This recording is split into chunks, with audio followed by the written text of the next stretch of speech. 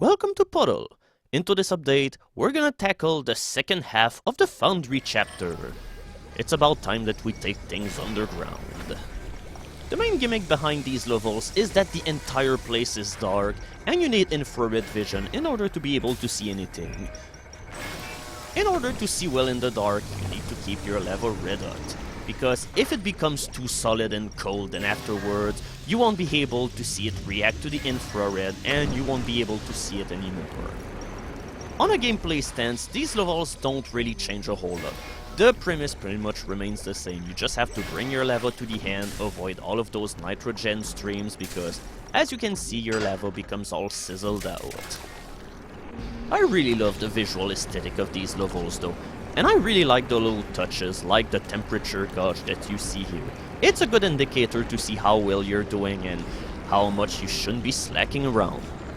Oops, this card here actually bugged out. It's not supposed to go away that fast, because right now there's no way I'll be able to bring it here, and yeah, you have to make level jump between mine cards. This is the craziest mine system or factory ever. Are we still in a factory? Because I'm starting to doubt that with every passing second.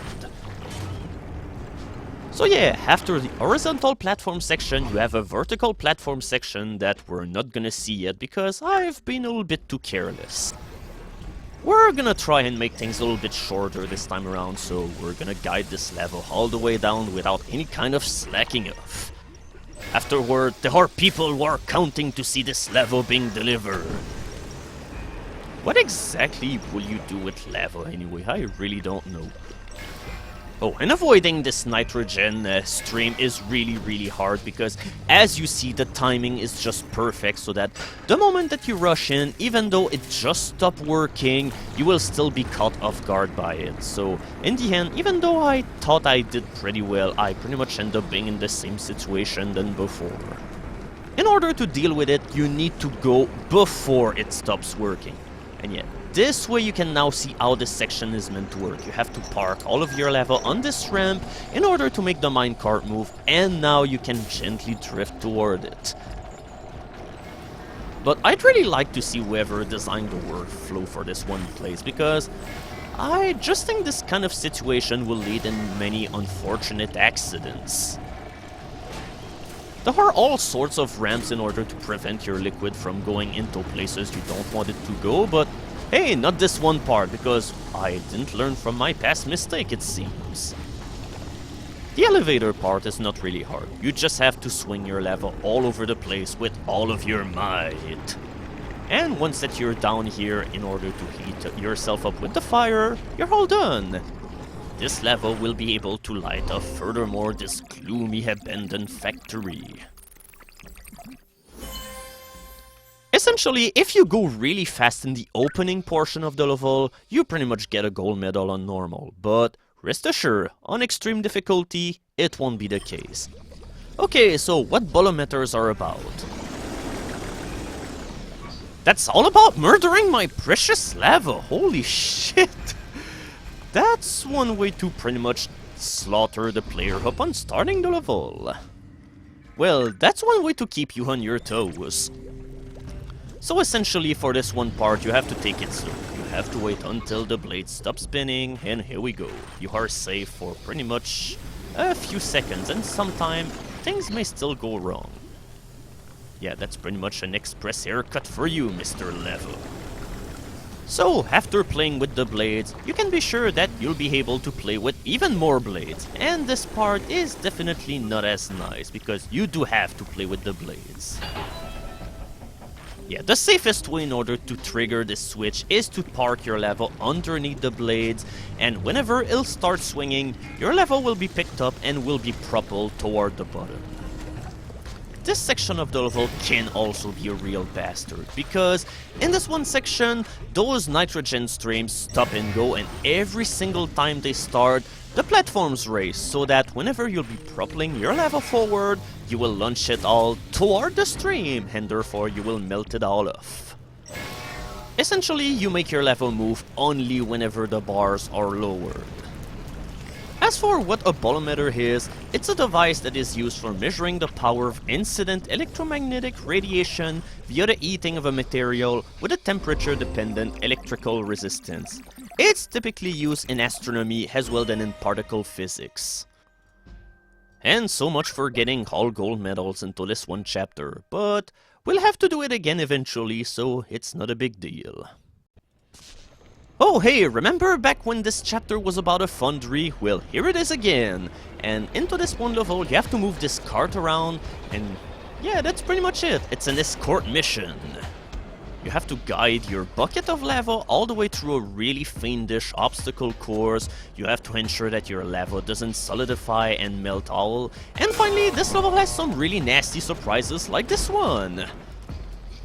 This portion of the level is just a huge train wreck waiting to happen if you're not aware of it. There are so many things that can go wrong on this one section. And finally, you must not slack off at all because as you can see, our level is starting to be really hard.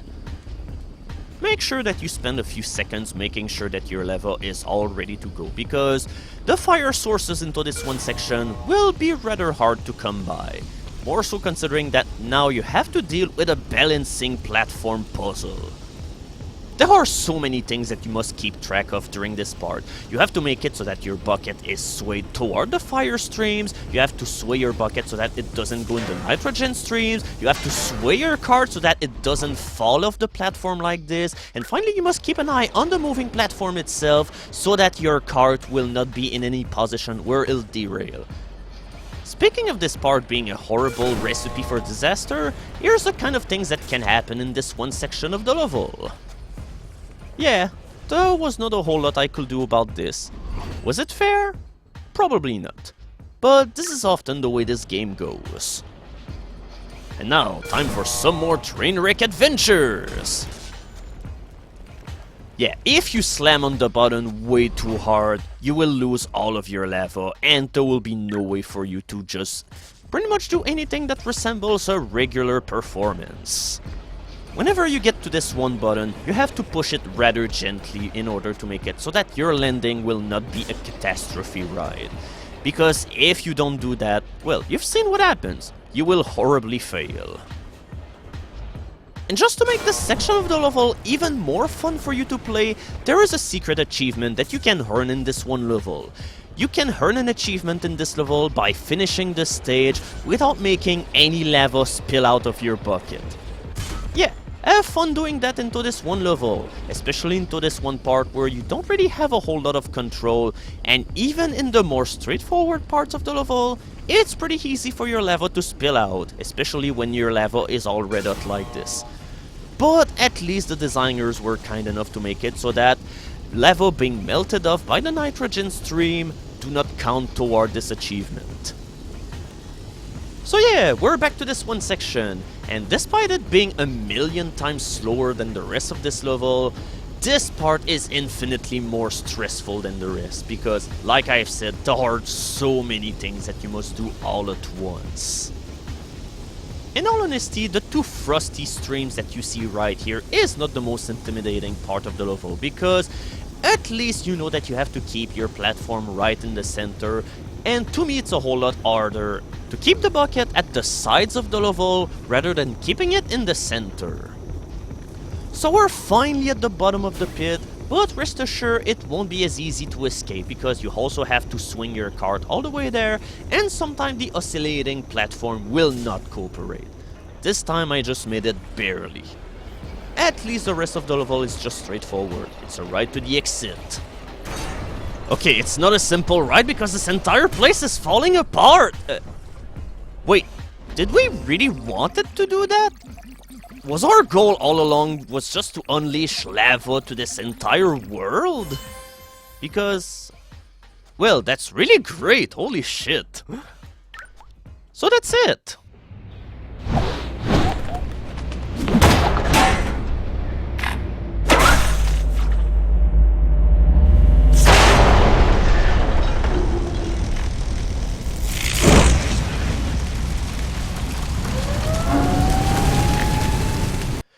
Hey, welcome to our local Foundry. Our main goal is to deliver lava to your home, and every single time we'll do so, we will blow up a transformer of your choice and set it on fire. Isn't our model of business really good?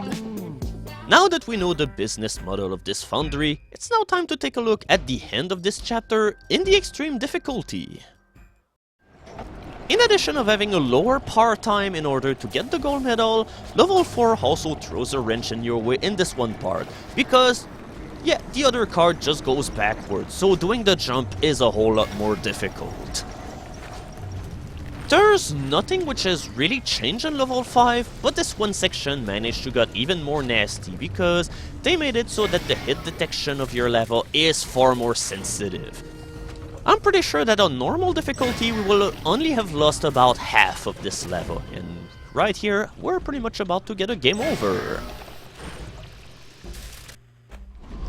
So all in all, this level doesn't fuck around. Level 6 has an even bigger sense of urgency to it, because the lava just seems to cool off a whole lot faster, so you do need to bring it to the fire sources a whole lot more quickly. Therefore, you will have a whole lot more opportunities to do mistakes into this one area. The vertical part will also be a whole lot more difficult because your lava will melt away a whole lot more easily to the jet streams, the platform is much harder to control, and finally your bucket seems to swing around a whole lot more. So stay tuned for the extreme difficulty run of the Foundry.